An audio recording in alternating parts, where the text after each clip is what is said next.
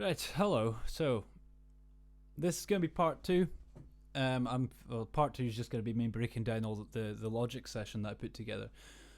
And I just want to put a little disclaimer that if you're an audio engineer or a producer and you have experience in Logic, then please don't judge me too much because this was a couple of years ago and it's probably going to be very embarrassing. The whole session is just a mess. But let's look through it anyways. So this is for my cover of Love It If We Made It. I put up yesterday.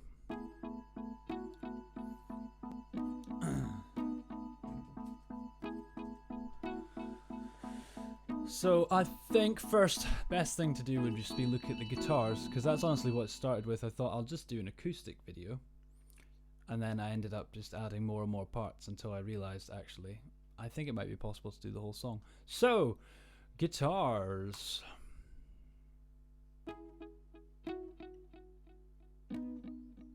That's all it starts with. So we've just got an acoustic guitar part. Playing those simple notes with a little bit of delay there, not too much, and then eventually it comes into the chords. There's a cut there. Look, didn't do that properly. Oops.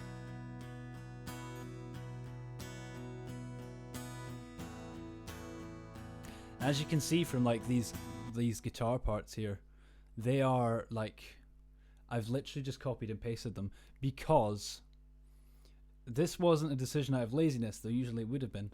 But I thought that because of the way that the song is and the sort of pop basis of it, I wanted it to have that produced feel. I wanted it to sound sort of manufactured in a sense. That's not meant to be an insult, but I wanted that from it, so I thought I'll just reuse parts here and there, just so it's all consistent. So the clean guitar that goes alongside that, just doing the exact same thing except a bit more delay to it. And if I'm right, yeah. So I did use the flex tool to get these into perfect time, because I'm terrible at playing to a metronome. So they were a bit off at first, but now I had them really lined up so they were both in sync with each other and they both had that consistent sort of beat to them. Before it didn't sound bad, it just, it sounded a little bit amateurish. So what does the clean guitar do then? It goes into that. The same thing, but a little bit more. It's got that consistent root note behind it as well, just to keep it driving and moving forward. What's this? Power chords on a clean guitar as well, to really flesh that out.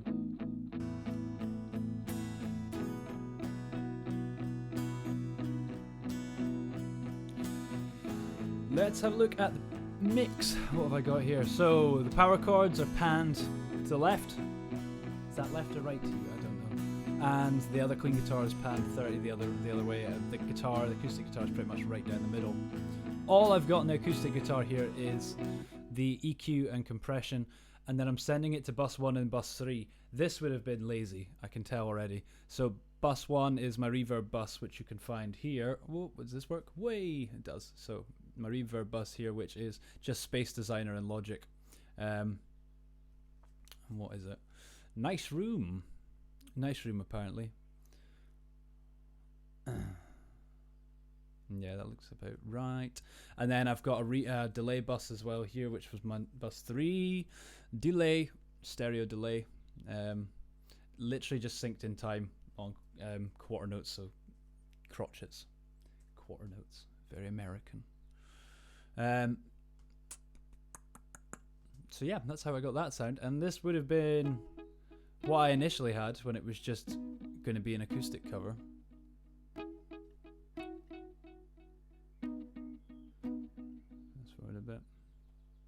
Fucking in a car, shooting heroin, saying controversial things just for the hell of it. Which sounds alright, but it's yeah, I ended up adding more things in. I think I went to the synths next. Right, I'll come back to the rest of the guitars that come in later because they're weird, confusing. I looked at this earlier and I had no idea what I've done, but it works. So synthesizers. So right at the start we've got Windswept synth, which is on Absinthe 5, which would have been a preset because I'm lazy. I would have listened through all of them and found the one that sounds most like the actual song and just stuck with it. Maybe changed a couple of things, but probably not. And that's just panned slightly to the left as well. And that's all it's doing, just those constant...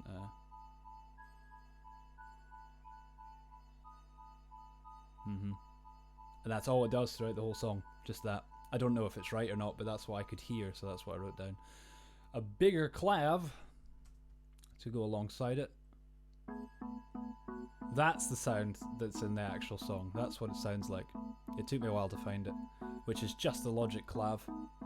But I used an EQ to take out a lot of the high end, because that's a bit resonant, not as nice.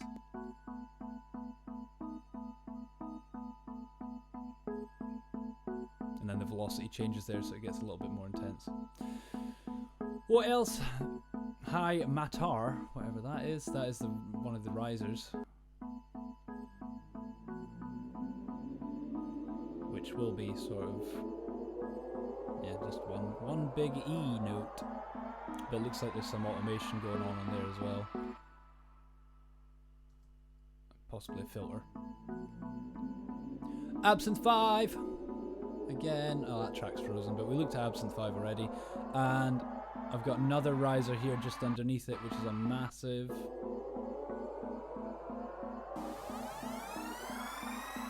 And then everything comes in. Oh, and I've got strings that come in. They do exactly the same thing that the other two synths are doing, and it is just the Logic stock strings plugin.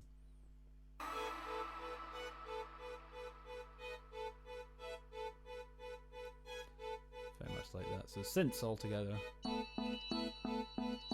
And then this one was a pain. It took me ages. Cocoon Discovery. Well, I thought, because when I could hear it in the actual song, I thought it was just an arpeggio.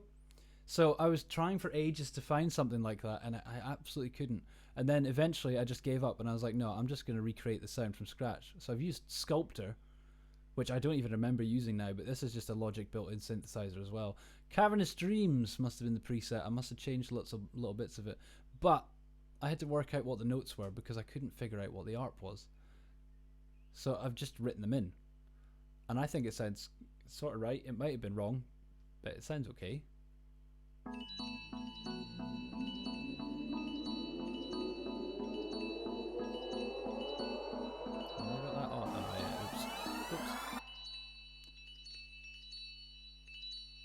That's it. It just does that through the whole song, I think.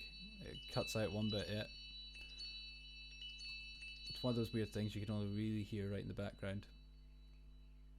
But I knew it didn't sound right without it. Then these two, so Calming and Synthetic Chatter. These are just pads. One's in EFM1, which is a Logic synthesizer as well, and one's in Alchemy, which is a Logic synth, which is fantastic. I've only just found it again recently, but it's really good. So, where is this? This is down in the breakdown sort of bit.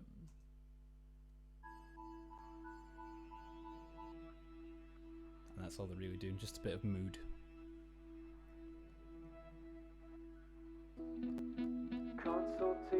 And then of course we've got the chorus keys as well.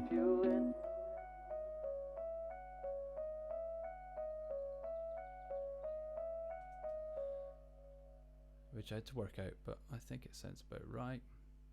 That's all the synths. So there's not a whole lot going on there. It's like all very simple stuff, but because it's so layered up, it kind of has that sort of full texture to it that really supports the rest of the song. And this is it during the chorus.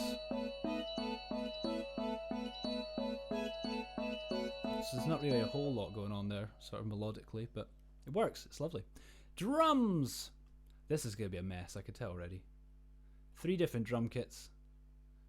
Don't know why.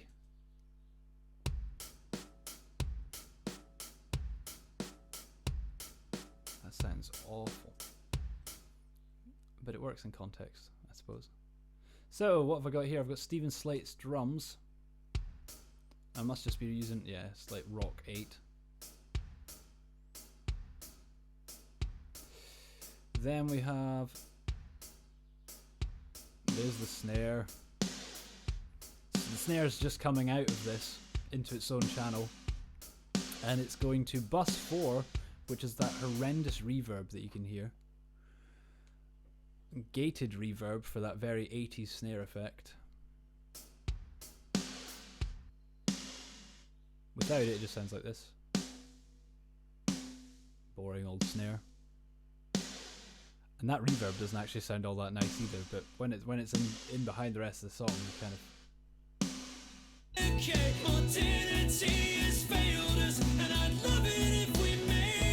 carry it over. Let's mute those vocals because you don't need them right now.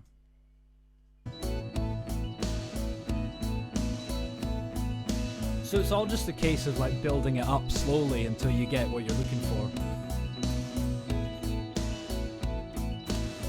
The other drum tracks I've got, what's this? So that's Stephen Slate as well. This must be frozen. This is just a, I think this is a disco or electronic preset, electro preset that you can get. And I've literally just copied and pasted the drum track into the one below. Backs it up quite nicely. Again, I wanted that sort of pop, manufactured sort of electronic side behind it as well, so I wanted something in the background. I've also got Ultra Beat here, which is a another drum sampler.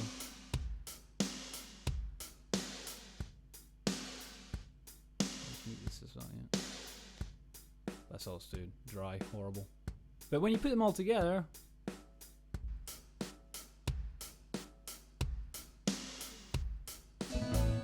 not bad. Then we'll look at the choir next. Right, we'll look at the choir, and then we'll go back to these guitar parts that are weird. Or we'll look at the bass. Choir.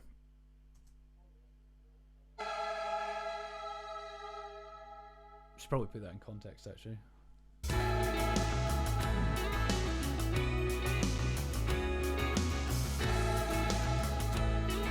That one was quite interesting to do because I was like, I can't be a choir, so I was like, I could try and record myself doing like those angelic voices and then try and like layer loads and loads of reverb on it, but we've already established that I'm lazy. So I went on to freesounds.org and found like a sample of a Cali swag choir apparently. And I just sort of chopped it up and put it in there. Sounds pretty horrible. Behind Fairy Vox. A little bit of modulation in there. And Chamber Ensemble. It sounds nothing like the original song. Like absolutely nothing like what they used there. But when you put it all together and it's in the background, it works. It does what it's intended to do.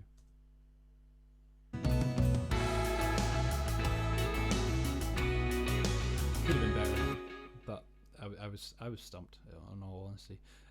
Bass real quick before we look at those guitars again, and then we'll look at vocals last, because that's where you'll see how much of a fraud I am.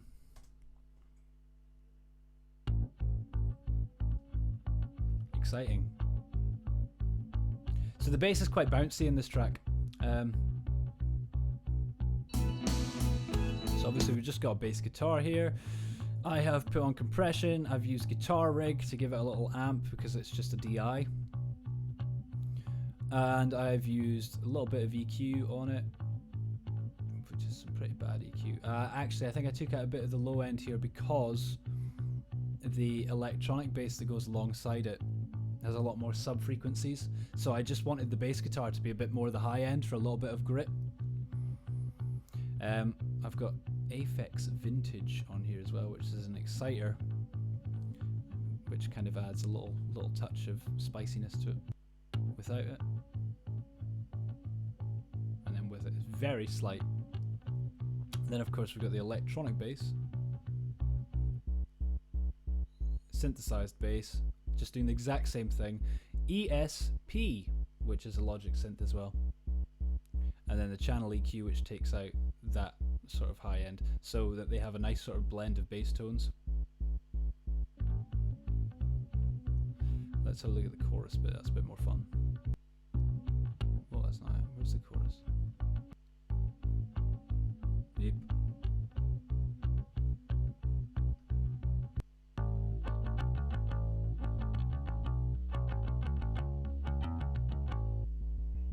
Bouncy. And then yes, I'm using a plectrum on the bass because I'm a big fraud. We know this. What else have we got? So that's the bass, drums, synths. Right, let's look at these chorus guitars because they're yeah, they're a bit mad.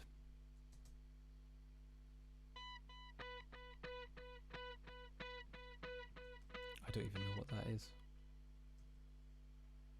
Oh yes, I do know what that is. That's just that. So that I could hear in the song that there was like just that one note that kept getting hit over and over again. And there's a little bit of delay in there to give a bit of atmosphere. It actually sounds horrible, but in the background it sounds okay. What's this one? Is this the classic 1975? Yeah. You can hear my terrible guitar playing there. Didn't quite make that slide. So what have I got here? This is using a gratifier. Tape echo. See, look, I've got tape echo on. Oh no, that's not on. Ah, okay, I've got tape delay on here as well. Yeah, so let's turn all this off and see what it sounds like. Bland.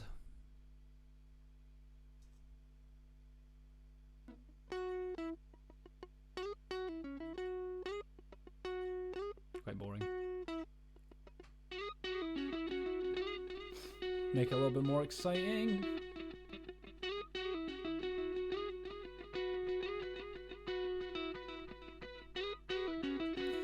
And what's this one up here doing?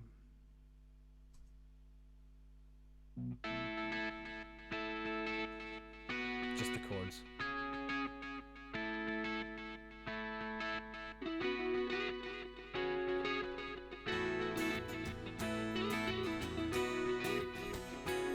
It's actually a really nice sort of ensemble there. Each thing's doing something different, but it sounds quite nice when it's all layered together. Right, this one, the weird one, which is just that sound effect. It's over there. Now I'm pretty sure. Yeah, so later on in the second chorus or the last chorus, I've doubled it up, but in this one it's only there. I wonder if that was a mistake. I wonder if I forgot about it. Maybe. Let's listen to the last chorus so we can get both sides. So there's a lot going on here. It's very weird. Let's take all this out and then we'll break it down. This is going to sound different.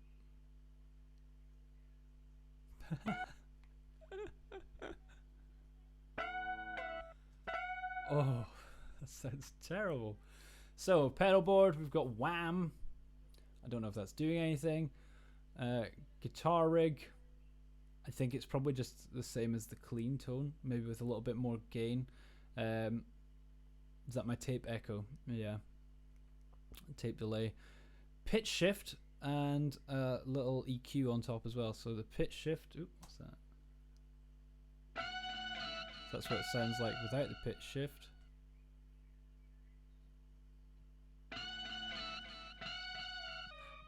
Oh yeah, I know why that's on there. I figured out I figured out how to make that sound on the guitar, and I recorded it as an example, and then I was so lazy that I just used the pitch shift to shift it into key instead of actually playing it again. Or was it stroke of creative genius? And I did that to make it sound more like the sound effect that's actually in the song. I couldn't tell if it was a guitar at first, so I just kind of winged it. Kind of works, though. Especially in the background. A lot of these sounds only work in the background.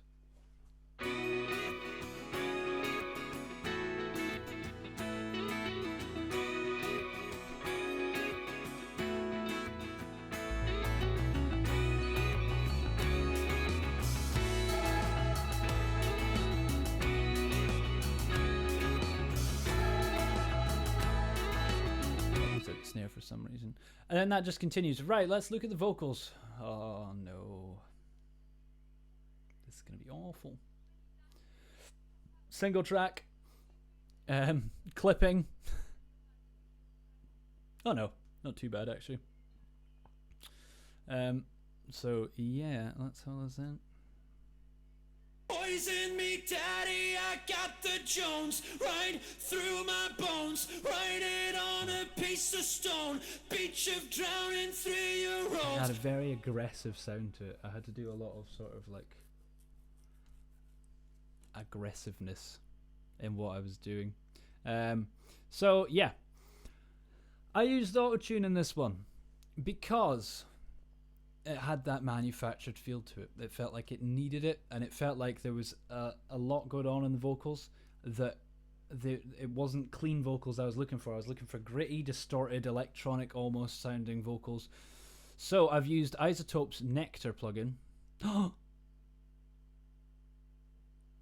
auto-tune. Ooh. So there's no pitch correction. That's amazing. I'm proud of myself now. So that's for my harmonies. So I've just got down an octave in the background, a bit of saturation and a bit of compression on there, and a bit of compression.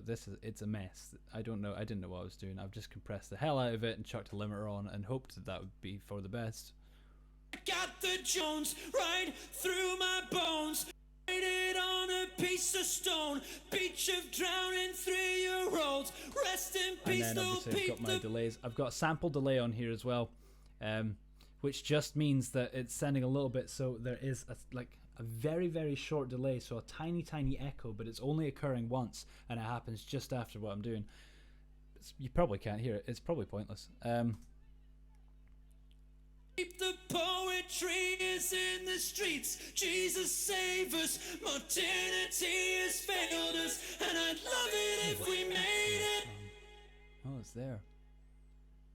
I'd love it if we made it. Yeah, there is. Okay, so there's auto-tune on the backings. So quite a quick auto-tune. It's an A major. What does this sound like on its own then?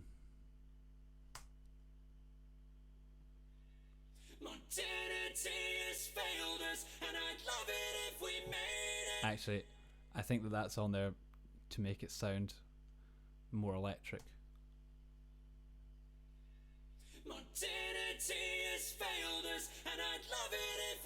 And of course, except for that. Made! Ugh.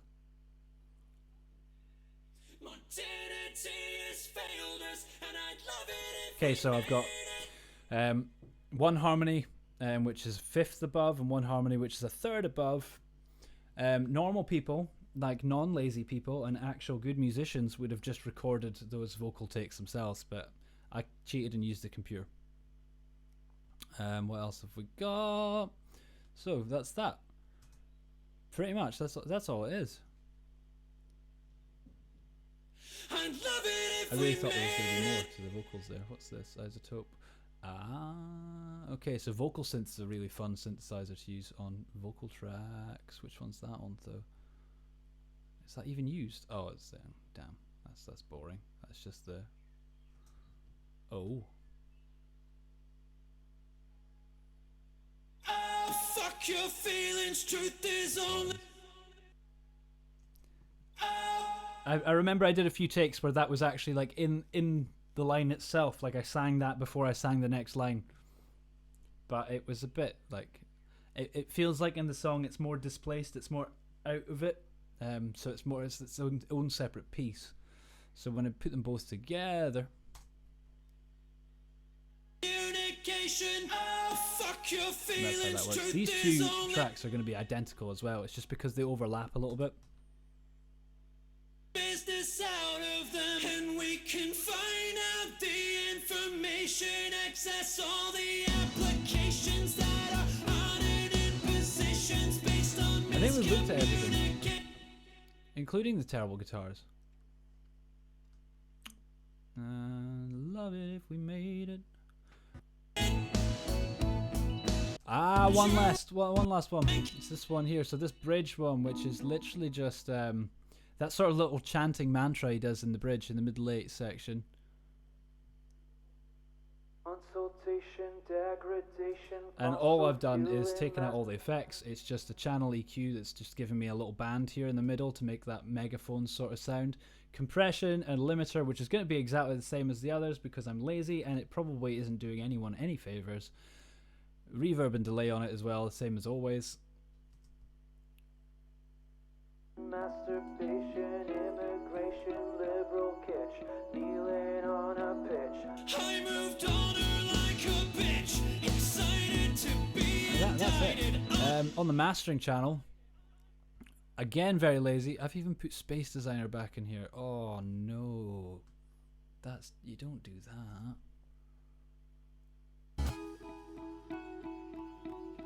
This better be very, very slight. Oh, it is. Oh, that's okay then.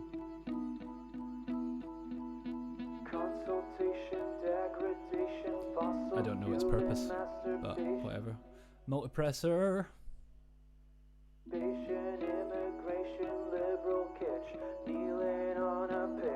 I moved on her like a bitch, excited to be indicted, unrequited house with 7 pools. A lot of this stuff isn't doing that much. I don't think I knew what I was doing at this stage. Thank you, Kanye, very cool. Yeah, I don't know what I was doing. I could probably do this again and do it like a little bit better, but I'm not gonna because I remember it took a lot of time. It's the figuring out of the instruments that's the sort of annoying part, and figuring out exactly what the synths are doing when there's not really like any music that you can rely on, so you've just got to kind of wing it and do it by ear. But I think I got it pretty close. That's about it. Oh my god, I've rattled on for 27 minutes. That's terrible. I'm so sorry. Thanks. I hope you enjoyed it. I hope this might have explained a couple of little bits. If not, then sorry. But thanks. Cheers.